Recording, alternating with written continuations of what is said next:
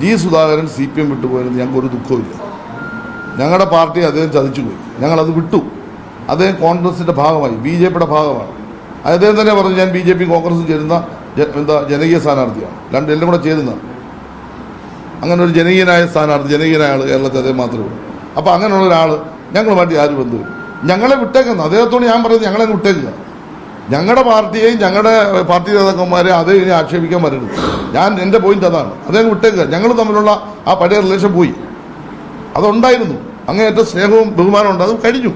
ഇനി അദ്ദേഹം വേറൊരു പാർട്ടിയുടെ ഭാഗമായി നിന്നിട്ട് ഇനി ഞങ്ങളെ ആക്ഷേപിക്കാൻ വരുമ്പോൾ ആ പാർട്ടിയുടെ ആളായിട്ട് ഞങ്ങൾ അദ്ദേഹത്തെ കാണത്തുള്ളൂ. വേണുഗോപാലിനോ സതീശനോ രമേശ് ചെന്നിത്തലയ്ക്കോ ഇല്ലാത്ത ആവേശം ജി സുധാകരന് വേണ്ട. ആ കൂടാരത്തിൻ്റെ അംഗം അദ്ദേഹം. അങ്ങനെ ആവേശം കാണിക്ക് വന്നു കഴിഞ്ഞാൽ എന്തായിരുന്നു ജി സുധാകരനെന്നും പാർട്ടിയിൽ അദ്ദേഹത്തിനുള്ള പാർട്ടിയോട് കാണിച്ചിട്ടുള്ള അനീതി എന്താണെന്നും ഒരു പക്ഷേ ഒരു ഘട്ടം കഴിയുമ്പോൾ ഞങ്ങളുടെ പാർട്ടി നേതാക്കന്മാർക്ക് പറയേണ്ടി വരുമെന്ന് ഞാൻ പറഞ്ഞത്. അന്ന് ഞങ്ങൾ പറഞ്ഞില്ലല്ലോ, ഞങ്ങൾ സ്വഭാവത്തിൽ നടത്താൻ വന്നില്ലല്ലോ. അദ്ദേഹം ഇതൊക്കെ പറഞ്ഞ കൂട്ടത്തിൽ അദ്ദേഹം പറയാൻ പാടില്ലാത്ത കാര്യങ്ങൾ പറഞ്ഞെന്നുള്ളതുകൊണ്ട് ഞാൻ പറഞ്ഞു. അത് അവർ പറയുന്നതിനേക്കാൾ മേച്ഛമായി പറഞ്ഞു.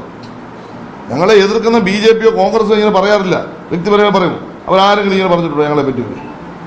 കോൺഗ്രസ്സുകാർക്ക് ഇങ്ങനെ അറിവ് കിട്ടിയാൽ ഒരു മാഫിയാണ്, അല്ലെ പിന്നെ മിനി രാജാവാണ്, അല്ലെങ്കിൽ കോടീശ്വരനാണ് എന്ന് ഈ ജില്ലയിലെ അല്ലെ സ്ത്രീകളെ പറ്റി പറയുമ്പോൾ BJPയോ കോൺഗ്രസ് പറഞ്ഞു. കാരണം അവർക്ക് എവിഡൻസ് ഇല്ല. ഞങ്ങളെപ്പറ്റി അവർക്ക് നല്ല അഭിപ്രായം, ഞങ്ങൾ അവരെ പറ്റി പറയാറില്ല. പൊതുപ്രവർത്തനത്തിൽ കാണിക്കണം മാന്യത കാണിക്കണം, ആ മാന്യത കാണിച്ചില്ല.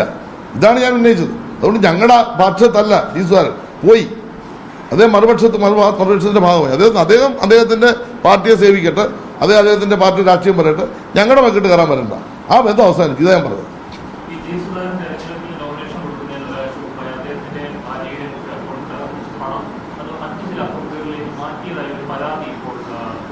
എനിക്കറിയില്ല, ഇങ്ങനെ കേൾക്കുന്നു. അതിനെക്കുറിച്ചൊന്നും ഞങ്ങൾ അന്വേഷിക്കാൻ പോയില്ല. വ്യക്തിപരമായി ഞാൻ പറഞ്ഞതിൽ ഒന്നും ഇപ്പോൾ പറയാൻ ഉദ്ദേശിക്കുന്നില്ല. കുറച്ച് കഴിയുമ്പോൾ അദ്ദേഹം തന്നെ ഇത് പറയിപ്പിച്ചോളൂ. അദ്ദേഹം തന്നെ ഇങ്ങനെ പറഞ്ഞ് കാര്യങ്ങളൊക്കെ പറയിപ്പിക്കും. എന്തായാലും വരട്ടെ, നമുക്ക് നോക്കാം.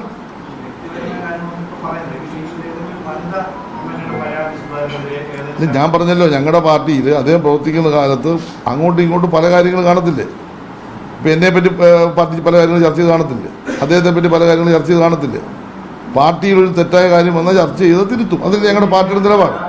അല്ല, ഞങ്ങളുടെ പാർട്ടിയിൽ ആരെയെ പറ്റി പരാതി വന്നാലും തിരുത്തുമല്ലോ. ശശിയെ പോലും പാർട്ടിക്ക് അത് ചർച്ച ചെയ്ത് തിരുത്താൻ ശ്രമിച്ചൊരു പാർട്ടിയിൽ ഇത്രയും വിശാലമായ പാർട്ടി ലോകത്തിലുള്ളൂ.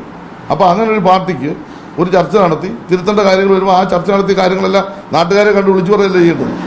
അങ്ങനെ നാട്ടുകാരോട് പറയാനല്ലേ ഞാൻ ഉദ്ദേശിക്കുന്നത്. ഞാൻ പറയത്തുമില്ല, അതിൻ്റെ ആവശ്യമില്ല. അല്ല, അതാണ് ഞാൻ പറഞ്ഞത്. അദ്ദേഹത്തിൻ്റെ ഈ വായിക്കല്ലില്ലാതെ പറഞ്ഞിട്ട് നിർത്തുന്നതാണ് അദ്ദേഹം നല്ലത്. അങ്ങനെ വ്യക്തിപരമായി അദ്ദേഹം പറഞ്ഞുകൊണ്ടിരിക്കുമ്പോൾ വ്യക്തിപരമായി മറുപടി പറയേണ്ടി വരുമെന്ന് ഞാൻ പറഞ്ഞില്ല.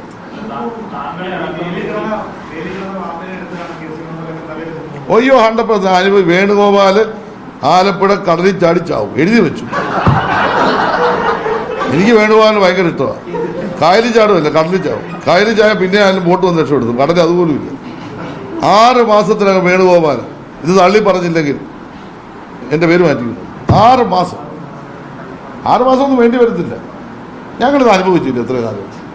ഞങ്ങളിതെല്ലാം അനുഭവിച്ച് ഇത്രയും കാലം അനുഭവിച്ചൊരു പരിവായ ഞങ്ങൾക്ക് ഏറ്റവും സന്തോഷം. എന്നോടൊരു കോൺഗ്രസ് നേതാവ് പറഞ്ഞെന്താ, അങ്ങോട്ട് വന്നതിനേക്കാൾ വല്ലാത്ത നില ഇങ്ങോട്ട് തിരിച്ച്. ഞാൻ പറഞ്ഞു വേണ്ട, കാരണം അങ്ങോട്ട് ആ വന്ന പോലെ എടുത്തോളാൻ പറഞ്ഞു.